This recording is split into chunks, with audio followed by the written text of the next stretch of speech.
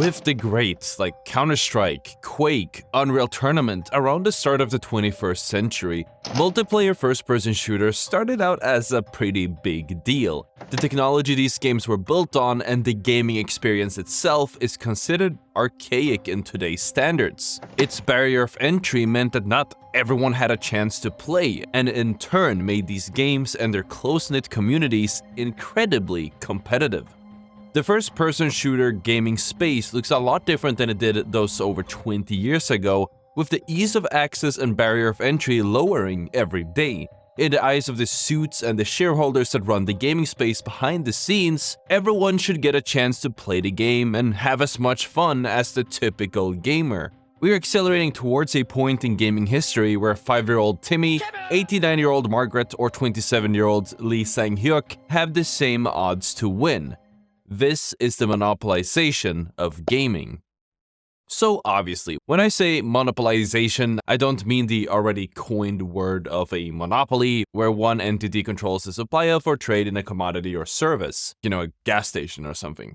When I say monopolization, I refer to arguably the worst board game that ever has been made, that being Monopoly. I won't go into the mechanics or rules of how the game works. All you need to know is that the original version of Monopoly, Landlord's Game, was designed to be an insight into the trials and tribulations of money and the negative implications of capital accumulation. It's not family fun, it's not wacky, it's just draining. You're not supposed to add your own rules to make the game more fun. If you did, you played the game wrong. Yeah, I hated family game nights. But my problem with Monopoly and many other low-entry board games has always been just that. When I was walking through a board game store in town, I glanced at quite a few board games, and many of them were pretty complicated, like Catan, but for every complicated, hard-to-enter and understand game, which probably is a pretty fun time once you get into it, there were several games that were for the ages 1 to 99, and the rules were intentionally so simple that a baby could play and probably even win. And just glancing at the box, it made me wonder, how are these board games supposed to be fun or winnable for someone who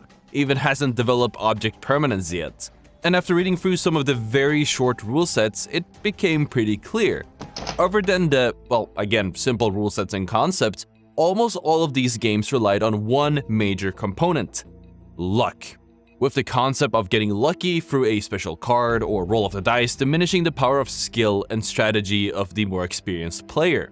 And if the component of luck is strong enough, it may even offset the value of skill or strategy completely, where the game just turns into two people rolling the dice at each other with some additional steps. And I cannot stress this enough, these components of luck, or casual padding as I call it, is what makes the game playable for 5-year-old Timmy. Not only that, but they will give Timmy the same chance to win as a professional. If you're just playing the game to have a fun time, no biggie. But in a competitive environment playing for money, these fun elements would be unacceptable. Another esport based on a party game that first springs to mind would have to be Super Smash Bros. I used to play Smash every time I was over at my buddy's house, and it was some very fond memories. But I actually didn't want to use the items that much while my friend did. These items such as a laser sword, a hammer, or an actual gun added randomness to the game, which made the user feel powerful and get points on the board through luck alone. And these items are great if you're just trying to have a good time playing with your buddies. But for obvious reasons, they are completely banned in Smash Bros tournaments. The casual padding through the items ensures that the game is enjoyable when you're sitting back on the couch with a beer and your best buds, which again is a good thing. And honestly, huge props to Nintendo to have the foresight for giving the user a way to remove these items in-game so you can have a more competitive experience. Alongside the very clear fun mode in several types of mostly split-screen games, gaming as a whole had started to get dumbed down. World of Warcraft and MMORPGs in general were the worst for this, with the massively multiplayer online role-playing games that were prevalent in the start of the 21st century having these large skill trees, deep metas, and intricate details, allowing for hundreds and thousands of hours spent optimizing in the quest of finding the most viable builds. But as the games became bigger and needed more casual appeal, these advanced and intricate systems were scrapped in favor of much simpler, straightforward designs that you just can't get wrong. In the case of World of Warcraft, one of the games that I grew up with, we lost things such as advanced skill trees, lowering the amount of different types of stats you could get from items, adding quest helpers that help you find the specific quest location, item, or mob that you were looking for, basically holding your hand the whole way, as well as adding a dungeon finder which cut down the meticulous grind of finding a group of players to go hit up a dungeon or raid, which would be followed by a tough trek to the dungeon, sometimes deep in enemy lands, by introducing something called a dungeon finder that matched you with a group from all possible servers and automatically teleported you straight to the dungeon. The game got dumbed down so much that it lost its spark. Because despite these things being annoying to deal with, they were things that made the game rewarding. It's no wonder that World of Warcraft is a husk of its former self, and that there was such a huge push for WoW Classic from the community who just missed the challenge of the vanilla World of Warcraft experience. But these examples and these changes are noticeable, tangible parts of a gaming question, making it very clear whether it's a casual experience or not. Some other games, even competitive ones, kept the casual padding under the hood. SPMM wasn't really something that was openly discussed back then. The first recorded skill-based matchmaking dates as far back as in the 2007s with Call of Duty, makes it safe to assume that any game that had a cool multiplayer loading screen that says matchmaking probably had some form of skill-based matchmaking behind the scenes to create what the developers considered balanced and enjoyable games. Some games like Team Fortress, Counter-Strike, or Quake, which I mentioned earlier in the video, didn't really have matchmaking until much later in the respective genres' lifespans, where you could only find games through a server browser. These games would look a lot different than matchmaking games, as sometimes you'd have one guy in the lobby who's just demolishing everyone. And sometimes there would be plenty of people that were way beyond their depth. Most players would join up and play the same servers against mostly the same opponents every day, and while it wasn't balanced, filling lobbies this way ensured that there wasn't any tomfoolery with the matchmaking. Because while skill-based matchmaking seems like a good idea in theory to ensure that everyone has a fun experience with players around their own skill bracket, it could also be used for nefarious reasons.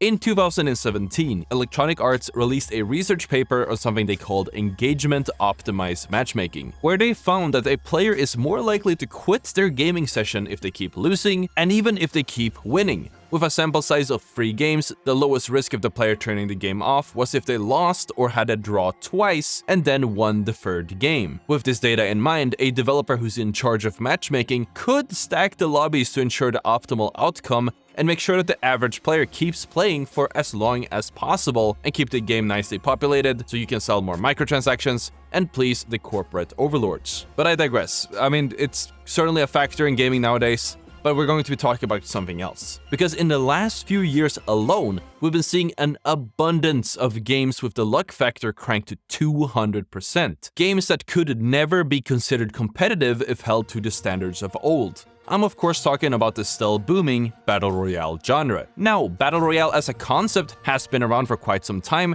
but didn't really break into the mainstream until PlayerUnknown's Battlegrounds, a mod for the survival game DayZ, which was then turned into a standalone game and released in the late 2017. PUBG was a huge success, combining the already popular concept of third-person view survival, but instead of having an infinitely long game and world, it was reduced to a 30-minute duration instead, priming it to the enjoyment of many. While one could argue that this was also a form of casual padding, it was more or less a spin of the popular survival genre. And PUBG actually brought in lots of the Battle Royale concepts that we know and love today. A dropship and parachuting to different landing spots and looting up, with an ever-closing gas which you could die to if you stayed inside of it for too long, and with a fair share of randomness to keep the game fresh, fun, and dynamic. The success of PUBG will lead to the glow-up of tons of streamers that you know and love today, who before that was a medium to smaller fry in their respective previous games. Of course, not everyone would have the same experience, but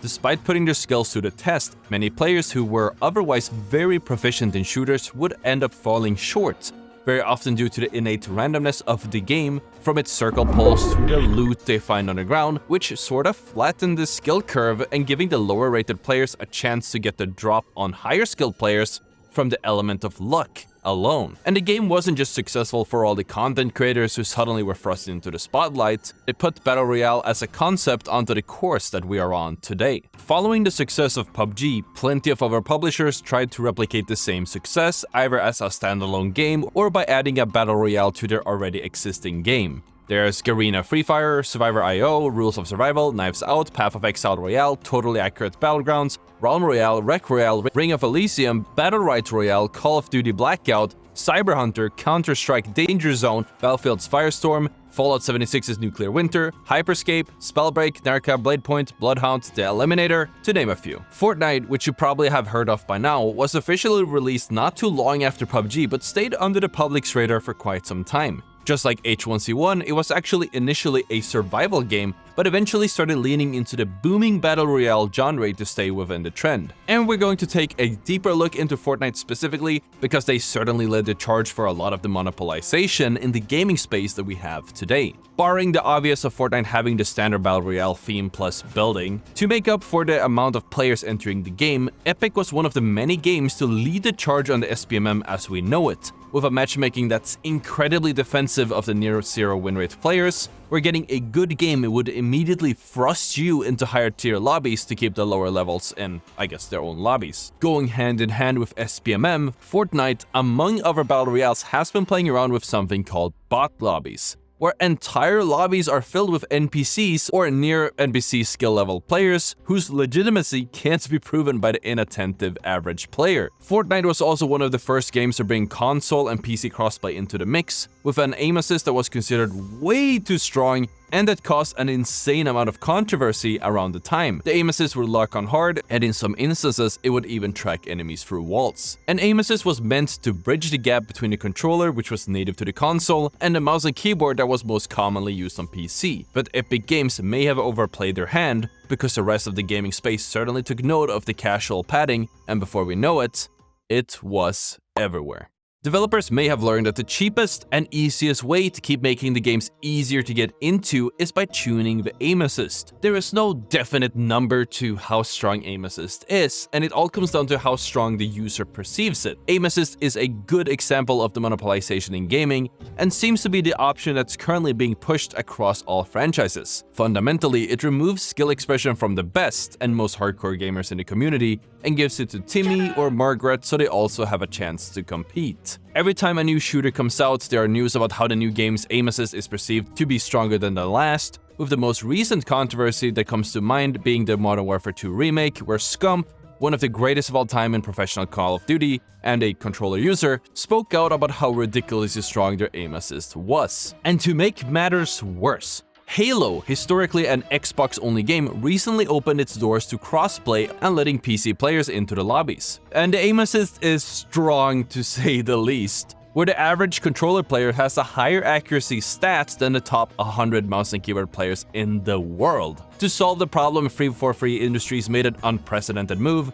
one which farther leans us towards full monopolization across the gaming space. Instead of nerfing or tuning aim assist for controller users, they instead added a weaker version of it to the mouse and keyboard users so they would have a chance to keep up. And this trend is so worrying, and it's still evolving as we speak. And if any developer follows Halo's suit, shooters might end up being just about who has the best position, timings, and luck, rather than who can actually hit their shots. Also, as a side note, a newer game that entered the gaming space just this week, called X-Defiant, was sort of built as a competitor to Call of Duty, actually breaks this trend with a perceived lower aim assist. As a result, there's been an outcry from the casuals who just can't beam anymore, who have gotten used to having games made their way. And before I add my own opinion to this, there's probably plenty of more examples of monopolization in gaming, and I'm sure you guys are going to let me know about those in the comments. But don't get me wrong, I don't necessarily think ease of access is a bad move. Sometimes you need to dumb the game down and make it more accessible for the masses. And sometimes there are players who do need a handicap to have a chance to enjoy the game. But it presents a lot of issues when players with a handicap are facing the players who don't have one. In any form of competitive games, and I don't mean necessarily only the ones with tournaments or ranked games, but any game where you're facing off against another player, there will be a winner and there will be a loser. The rewards can vary from the thrill of getting a win-in to hundreds of thousands or millions of dollars. But if you add in handicap that either gives some type of boost to the lesser skilled, or even one that removes skill expression from good players just to flatten the bell curve, nobody wins. Winning with a handicap doesn't feel good, or feel as rewarding as winning without it. and losing to handicap just feels like you're getting cheated out of your own win. Also, I want to add a part that we don't have evidence of, and this is also why we're keeping it to my opinion part of the video. Having any form of luck factor within a game opens up the ability for manipulation, and it can actually open sort of like a subconscious monologue, and you might just start doubting yourself. Did you really hit that shot because you were better, or because the churn rate knows that you need a win to keep playing? Did you not hear that one enemy because they snuck up on you? Or because that enemy is on a losing streak and needs to kill you to fix his kill to death ratio? Did you get that 10% critical chance hit because of the luck of the draw? Or because the algorithm needs you to do a little bit more damage to keep the game balanced and fair? As gaming turns into less of a display of skill and instead starts turning into a dopamine casino of sorts, can you really trust the house not to tip the scales? If gaming keeps going this way, we'll keep seeing more liberties taken with monopolizing your favorite games and turning them from something that you grind your skill for to something that everyone can enjoy without putting in the effort, and as such, it would kill competitive gaming.